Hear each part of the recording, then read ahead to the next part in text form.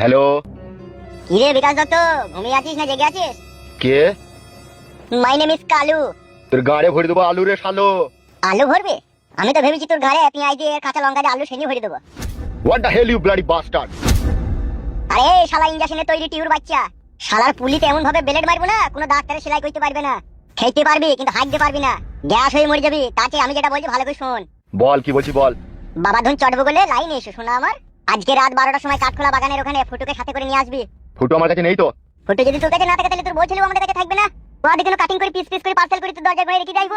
কালু তুই শত্রু আছে আমার সাথে, বউ ছেলে গেলি কোনো এর মাঝে ঝামেলা করবি না, তোকে বলে দিলাম। তাহলে যা বললাম তা মেনে নাও শোনা আমার, তুমি ফুটুকে সাথে করে নিয়ে আসবা। বেশ ঠিক আছে, লিয়ে আনবো।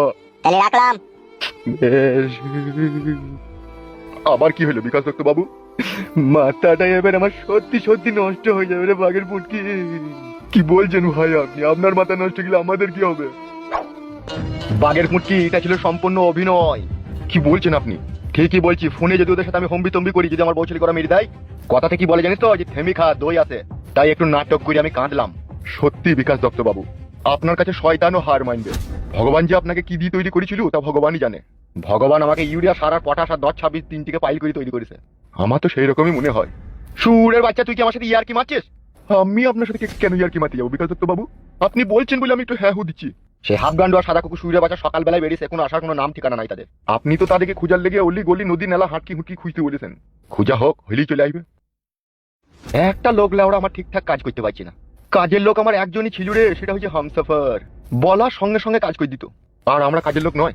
তুমি আমার এর লোক হে শালো। শালা বৈদুরা রাত হচ্ছে আর মদ দাও আর খাসির মাংস দাও আর কোথাও ভালো মেয়ে আছে দাও, আর কাজের বেলায় লোবডেঙ্গি। ওটা লোবডেঙ্গি লয়, লোবডাঙ্গা হবে।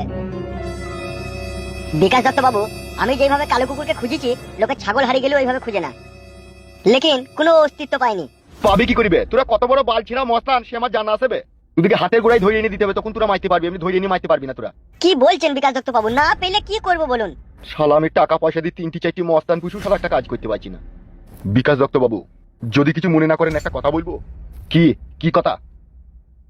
আজকে তো রাত 12টার সময় আপনাকে কাঠখোলা বাগানে যেতেই হবে, যেহেতু ওরা বলেছে আর না গেলে আপনার বউ ছেলের উপরে অনেক অত্যাচার করবে। তাই আমি যেটা বলছিলাম, আপনি একা দাঁড়িয়ে থাকবেন আর আশেপাশে সাইডে আমরা দাঁড়িয়ে থাকবো, আর যেই আপনার বউ ছেলেকে আপনি হাতে পেয়ে যাবেন অমনি আমরা ওদিকে গুলি করবো। এত বুদ্ধি নিয়ে রাতে ঘুমোস কি করিবে? মশাই কামড়ায় না তোকে? কেন বিকাশ দত্ত বাবু, আমি কি কোনো অন্যায় বললাম? অন্যায় তো বলিসনি, কিন্তু ওরা তো আমাকে একা আসতে বলেছে, এটাও আমাকে বলেছে আমি যেন কোনো গোপন প্ল্যান না করি, করলে আমার বউ ছেলেকে গুলি করে দেবে ওরা। ওরা আপনাকে গুলি করতে পারবে না বিকাশ দত্ত বাবু। তুমি কি করে জানলে ওরা আমাকে গুলি করতে পারবে না? ওরা আপনাকে গুলি করতে এই জন্যই পারবে না, আমি যেটা বুদ্ধিটা দেবো আপনি কি নেবেন? বল, তাইলে তো ভালোই হয়। ফুটু শরীরের মধ্যে টাইম বুম ফিট করে দেবো, আর রিমোটটা থাকবে আমাদের হাতে। আর যতক্ষণ না আমরা বলছিলাম আপনার কাছে না আছে, ততক্ষণ রিমোট আমাদের কাছেই থাকবে। তখন ওদের কাছে ওরা পৌঁছে যাওয়ার পরে তখন রিমোটটা টিপে দেবো, আর সবাই মিলে একসাথে বাস্ট হয়ে ওরা মরে যাবে। তুই যে ঘরে শু সেই ঘরে কি মশারি টাঙাস নাকি? কেন আমার বুদ্ধিটা কি খারাপ? হবে, তোর ইন্টারন্যাশনাল প্ল্যান তো বে, গুড আইডিয়া বে। বাগের পুটকি বলো, ফুটুকে আর হামসাফারকে এখানে নিয়ে আসো। ঠিক আছে বড় ভাই। আর সাদা কুকুর তুই বাগের পুটকির সাথে যা। বেশ বেশ ঠিক আছে বড় ভাই। যাও বাগের পুটকি যাও।